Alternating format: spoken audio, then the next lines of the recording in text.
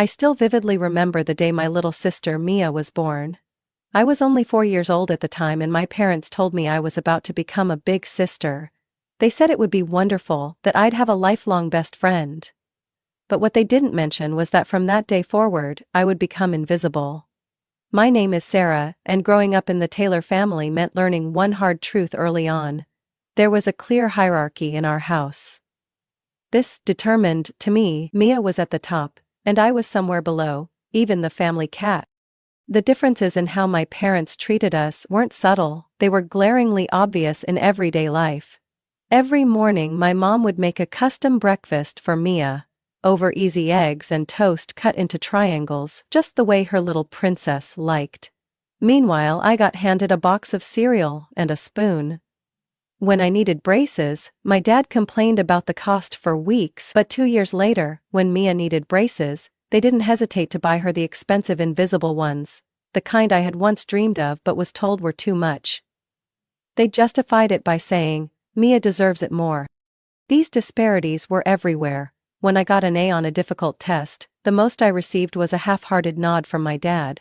But when Mia landed a small role in a school play, the whole family went out to her favorite restaurant to celebrate. Birthdays made the differences even more obvious.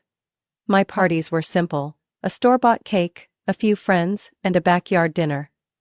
Mia's birthdays, on the other hand, were grand events with bounce houses, clowns, and elaborately decorated custom cakes. I tried to bring up the unfairness to my parents, but my complaints were always dismissed. "You're so practical, Sarah. Mia is different. She needs these things," my mom would say. As if I wasn't also her daughter. What hurt more was overhearing her tell a friend, "Sarah's so down to earth, she doesn't care about these little things, but Mia understands the value of everything." The worst part was watching Mia change over the years. As a child, she was sweet. We used to build blanket forts and tell silly stories together. But year after year, my parents' unconditional favoritism turned Mia into someone entirely different. Entitled and dismissive. By the time she was 10, she had become exactly the person everyone expected. "Sarah, where's my blue sweater?" she demanded one day, rifling through my closet without asking. "That's mine, Mia. Mom got it for my birthday," I replied, but of course that didn't matter. "Mom, Sarah won't share," Mia yelled. And, as always, my mom said, "Sarah, don't be selfish, let your sister borrow it." I learned to pick my battles, to lower my expectations, and to seek validation elsewhere. School became my refuge. While Mia was praised for participating in a small play, I won science competitions and excelled in advanced classes. But my achievements never seemed to matter. Even when I earned a full-ride scholarship to a prestigious university, dinner that night was all about Mia's campaign for class treasurer. I tried to interject, "I got a full scholarship, Mom," but she simply replied, "That's nice, honey," before turning back to ask Mia about her plans to hang campaign posters. Over the years, I came to realize that in my parents' eyes, I could never measure up to Mia. But that only fueled my determination to break free from the cycle. The favoritism and unfairness I endured didn't just hurt, they drove me to prove my worth, not to them, but to myself. During my final years of high school, I made a promise to myself that I wouldn't let my parents' indifference hold me back anymore. If they couldn't be proud of me, then I would be proud enough for the both of them. I set one clear goal: to escape the Taylor household and build a life where I no longer had to live in Mia's shadow. School was the only place where I felt valued, and I was determined to make the most of every opportunity to succeed. I threw myself into my studies with an almost obsessive determination. I spent countless hours in the library, poring over textbooks and researching every topic related to my classes. While Mia attended dances and weekend parties, I stayed up late working on assignments and preparing for the SATs. I didn't just want good grades, I wanted to be the best. And when the results came in, I achieved exactly that. I graduated at the top of my class and received an acceptance letter from one of the state's top universities, along with a full-ride scholarship. I still remember the day I held that acceptance letter in my hands, overwhelmed with joy and hope. I thought finally my parents would have to be proud of me. But that evening at dinner, as always, the conversation revolved around Mia. She had just been chosen as the assistant director for her school play. When I tried to share my exciting news, My mom brushed it off with a dismissive, "That's great, Sarah. But don't forget, Mia's really busy with her new role too." My happiness shattered, but instead of feeling sad, I gained clarity. I could no longer wait for their approval. My success didn't need validation from anyone but myself. When I started college, it felt like I was finally free. No longer under my parents' constant comparisons, I experienced true freedom for the first time in my life. I threw myself into my classes with a newfound enthusiasm, made friends who appreciated and respected me for who I was, and finally felt like I belonged. Meanwhile, Mia struggled to adjust to college life. My mom frequently called to complain that Mia felt overwhelmed and homesick, and she would add, "You are so focused on school that you don't even care about your sister." Those comments no longer hurt me, they only fueled my determination. In my second year, I began an internship at a small advertising agency. Even though I started with basic tasks, I worked hard and took every opportunity to learn from my coworkers. That effort paid off. By the end of my internship, I was offered a part-time position with a higher salary than I had expected. For the first time, I could cover my living expenses on my own and even start saving for my future. While Mia was still struggling to switch her major and relying on our mom to send her tuition payments, I was steadily building my career. After graduating with honors, I received a full-time job offer from a prestigious company in my field. My starting salary was enough not only to cover my living expenses but also to send a little money back to my parents each month. Even though they never seemed to care about my achievements, I still wanted to fulfill my duty as their daughter. Yet their indifference remained unchanged. Whenever I called home, the conversation always revolved around Mia, her new job, the parties she attended, or the challenges she faced. They never asked about my work, whether I was tired or if I needed anything. It seemed the only thing that mattered to them was the money I sent regularly. But that didn't bother me anymore. I wasn't doing it for them. I was doing it for myself. I knew I had overcome countless obstacles to get where I was, and that was enough for me. Those years were a time of self-discovery and growth. I not only rose above the indifference and unfairness I had endured, but also proved to myself that I could create my own worth. And while my parents never acknowledged me, I realized their approval no longer mattered. I had found pride where it truly counted. In myself. Life after college seemed to open a promising new chapter. I quickly settled into my role at a prestigious advertising agency and rented a small apartment near the city center. It was there that I reconnected with Ethan, a software engineer I'd known back in high school. We ran into each other at a casual get-together with old friends, and from our first conversation I felt a deep connection between us. Ethan was warm, caring, and seemed to understand the emotional scars I carried from my childhood. He made me feel valued and loved, something I had never truly experienced from my own family. We dated for 2 years before deciding to get married. Our wedding wasn't extravagant, just a small ceremony with Ethan's family and a few close friends. My own family attended, but they felt more like distant guests than actual relatives. By then, I didn't expect much from them, and honestly, it no longer hurt the way it once had. The early years of our marriage were calm and fulfilling. Ethan was a devoted husband and I finally felt like I had found a true home. His family, especially his younger sister Jenny, welcomed me as one of their own. Jenny became the sister I had always wished Mia could be. A friend, a confidant, and someone who truly prioritized family. We spent weekends together, hosting family dinners and going on outings. Jenny supported me in every decision I made, and whenever I needed advice, she was the first person I turned to. However, things began to change after I gave birth to our son Noah. At first, Ethan was an incredible father, always present for me and Noah. But after Noah turned 1, I noticed Ethan becoming increasingly distant. He started coming home late, citing work as an excuse. Family dinners grew infrequent, and he began missing important moments in Noah's life. I tried to reassure myself that it was just the stress of adjusting to life as a parent, that Ethan just needed time to adapt.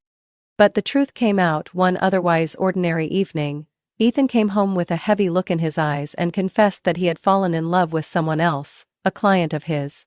She understands me, he said, his voice trembling. My heart felt like it was being crushed. I couldn't believe the man I once thought was my rock had betrayed our family, yet for Noah's sake I kept my composure. We agreed to divorce amicably, and Ethan promised to take full responsibility for Noah, both financially and emotionally. After the divorce, I found myself in a void. But thankfully, Ethan's family, especially Jenny, never turned their backs on me.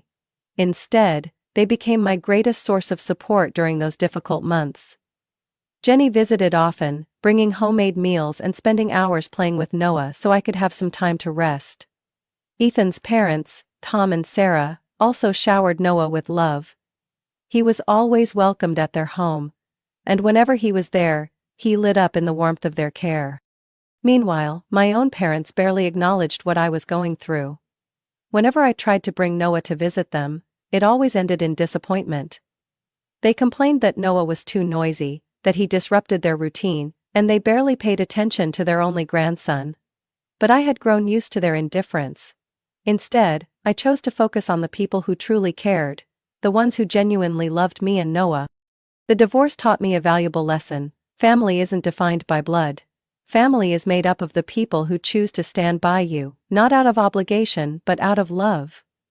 Jenny, Tom and Sarah proved that to me. And because of them, I found the strength to move forward. Even though Ethan was no longer a part of my life, I realized I still had a family. A true family. Where both Noah and I were cherished, loved, and supported. I always thought that even if my parents never valued me, perhaps they would love Noah in some way. After all, he was their first and only grandchild. I tried to foster a relationship between my son and his grandparents. Occasionally I would take Noah to visit them, hoping they would spend time with him and show some affection. But things never turned out the way I hoped. Those visits usually ended in disappointment. "Sarah, don't let Noah knock over my crystal vase," my mom yelled, her eyes still glued to the magazine in her hands. "Be careful or he'll scratch the hardwood floor." I glanced down at Noah, who stood silently beside me, his tiny hand clutching my dress. I could see in his eyes that he sensed their coldness. It was the same look I had grown accustomed to as a child. But seeing my own child endure that same indifference broke my heart in a way I had never experienced before. The visits became even more difficult whenever Mia was around. Every time my sister walked into the house, the atmosphere shifted. "Here's our golden girl," my dad would beam, embracing Mia like she was the only light in his life. They barely even glanced at Noah, who was holding up his latest drawing, eager to share it. Every time, I'd end up pulling my tearful son out of their house, wondering why I kept trying to hold on to a relationship they clearly didn't care about. Then came the day I had to be rushed to the hospital for an emergency appendectomy. The pain struck me at work, and I was taken to the ER, where the doctor informed me I needed immediate surgery. My first thought was Noah. Who would pick him up from school? I called my mom, believing that in this urgent situation, she would prioritize her grandson above all else. The phone rang several times before she answered. "Mom, I'm at the hospital," I said, my voice shaky with pain. "I need surgery right away. Can you pick up Noah from school and watch him for a few days?" I pleaded, hope filling my heart. But her response was like a dagger to my chest. "Oh sweetheart, I'm afraid I can't. Today's Mia's promotion party. We still have to prepare, and there will be over 40 guests. You understand, don't you?" "But Noah," I tried to argue, my voice breaking. "He needs someone to pick him up, Mom. He's just a child." "Sarah, you always make everything such a big deal. Noah is your responsibility, not mine," she said, her tone cold. "Don't let children become a burden." The call ended and I lay there in my hospital bed, tears streaming down my face.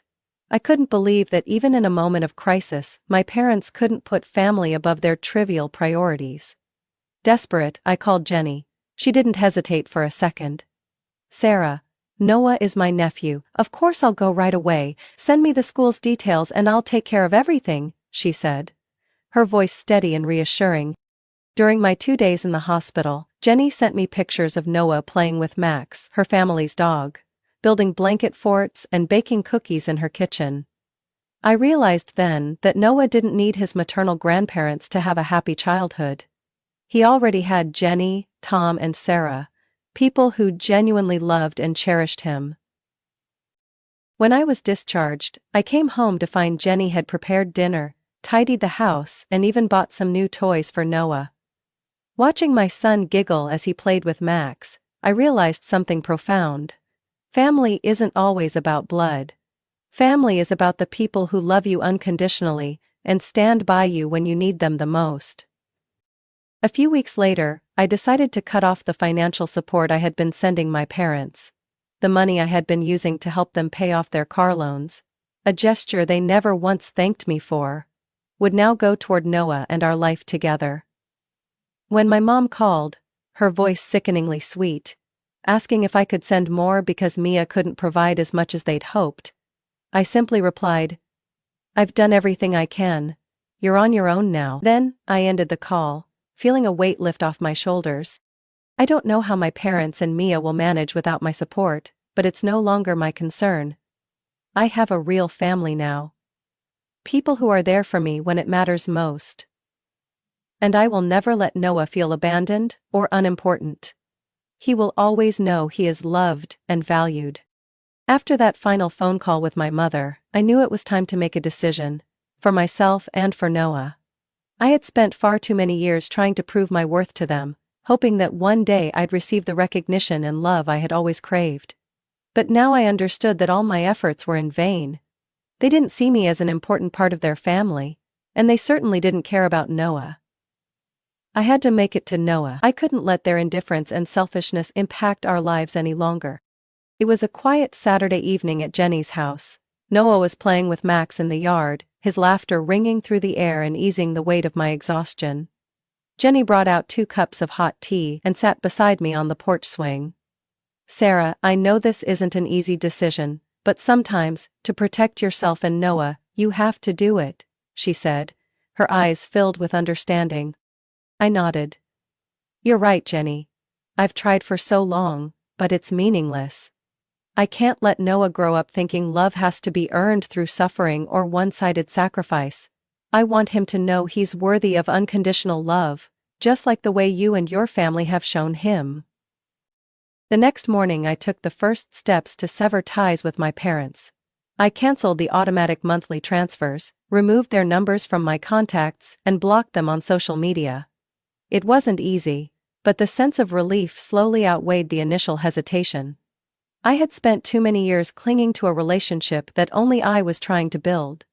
Now, I was ready to let go and find real peace. The next day I deposited my bank account and made my way back out to the trading floor. In the weeks that followed, my parents bombarded me with phone calls, texts, and voicemail messages. At first they were full of anger. "You're so ungrateful, Sarah. We're your family, you can't treat us like this." Later the tone shifted to pleading. "Please, Sarah, just help us one more time. Emma can't manage and we have no one else to turn to." But I didn't respond. I knew that if I engaged, I would be pulled back into their cycle of exploitation and pain. Instead, I focused on what truly mattered.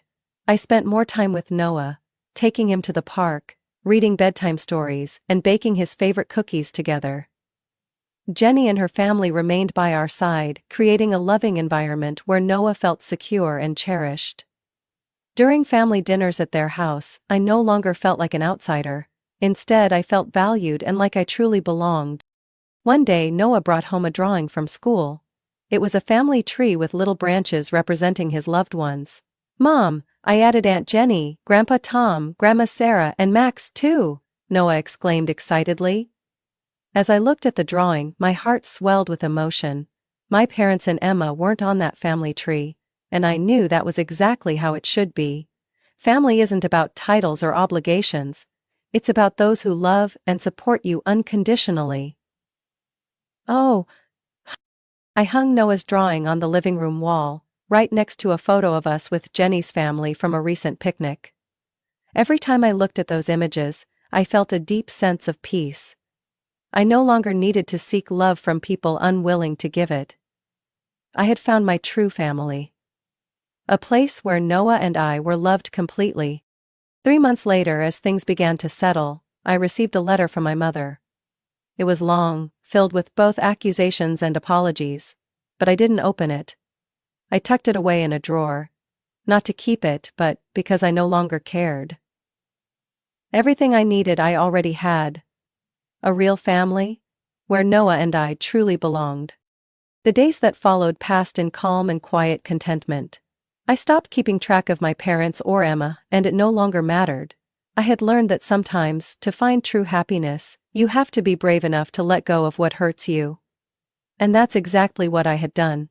For myself, and for my son. After cutting ties with my parents, it felt like a new door had opened in my life. A door leading to freedom. Freedom from unreasonable expectations, from blame, and from the indifference I had endured for so long.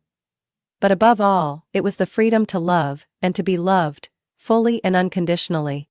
I began to focus completely on building a better life for Noah and myself.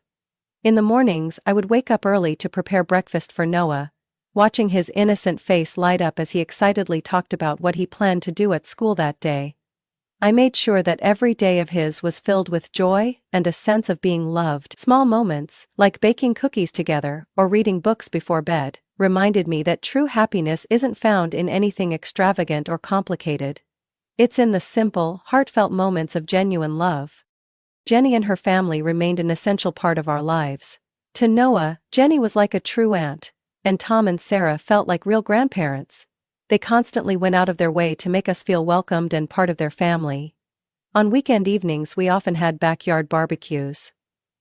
Noah would play with Max, while Jenny and I sat and talked under the warm glow of the patio lights. In those moments, I realized that family isn't about who you're born to, but about those who choose to love and accept you. My career also began to flourish like never before. I gained the trust of my superiors and colleagues, taking on bigger, more challenging projects. Every achievement made me proud, not just for myself but because I was building a better future for Noah. Every paycheck I earned was invested in the things that mattered most: his education, experiences that allowed him to explore the world, and a loving home, where he could always feel safe. Still, the past occasionally found its way back to me. One day, while organizing old papers, I came across a photo of my family from years ago. In the picture, I stood next to Mia, my smile awkward and strained. My parents stood behind us, their faces beaming with pride as they looked at Mia, completely ignoring me. But as I stared at the photo, I didn't feel sad or angry anymore. Instead, I felt grateful for the hardships I had endured because they made me stronger. They taught me my worth and showed me that I didn't need to live to please anyone. When Noah came home with an award from school for his outstanding presentation, I hugged him tightly and told him how proud I was of him. The bright sparkle in his eyes assured me that I was on the right path. I wanted my son to grow up in an environment where he always knew he was loved and supported, where he never felt the need to prove his worth to anyone. That evening, after Noah had fallen asleep, I sat by the window and looked up at the starry sky. I thought about everything that had happened, the pain, the hurt, and the lessons I had learned. I had found freedom, not just from the past, but the freedom to create a brighter future. A future where Noah and I were surrounded by people who truly loved us. And I knew, despite how difficult this journey had been, I would never go back to the way things were. We were living a better life now. A life full of love and hope. And for me, that was everything. The lesson from this story is that family isn't always defined by blood ties, but by love, respect, and unconditional support. Sometimes letting go of toxic relationships is necessary to protect yourself and your loved ones. True freedom comes from living true to your values, building positive relationships, and focusing on what truly matters. Love doesn't need to be earned or proven, and happiness comes from finding and cherishing your real family. What do you think about this story? Share your thoughts in the comments below. Don't forget to follow the channel so you don't miss more inspiring stories about life, family, and meaningful lessons. Thank you for being with us.